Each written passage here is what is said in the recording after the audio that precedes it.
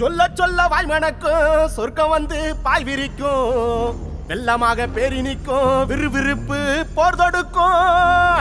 கோயந்தோ கள்ளழகர் வைகையில காட்சி தரும் குதிரையில ஆகாசம் ஆர்ப்பரிக்கும், அட்டகாசம் தூள் பறக்கும். கோயந்தோ சித்திரையில் கள்ளழகர் திருமுகத்தை பார்த்தவங்க இப்பிறவி போதுமுன்னு எம்பி எம்பி மேலதுள்ள.